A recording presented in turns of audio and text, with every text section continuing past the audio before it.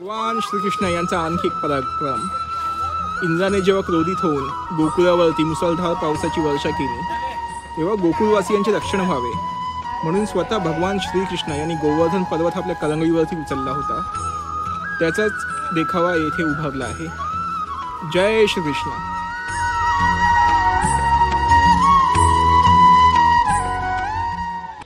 येथे गोवर्धन पर्वत याचा देखावा आहे. म्हणजे दगड आणून गोवर्धन पर्वत बनवला आहे आणि इकडे पर्वतावरती चढायला मनाई केली आहे. तरी हौशी आणि उत्साही लोकांनी याचं भान राखावं.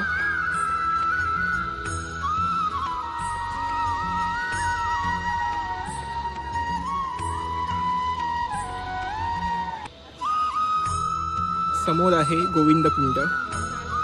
भगवान श्रीकृष्ण यांचा जेव्हा अभिषेक झाला तेव्हा हे कुंडाचं निर्माण झालं अशी मान्यता आहे. कुंड असं म्हणतात की भगवान श्रीकृष्ण या नवलकुंडामध्ये विसर्जित झाले आहेत.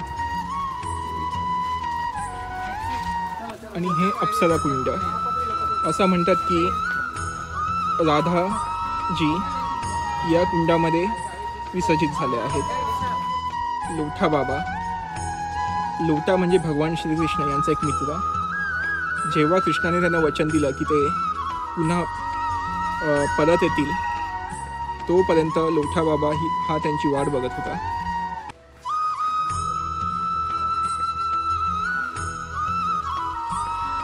सुरभी कुंड.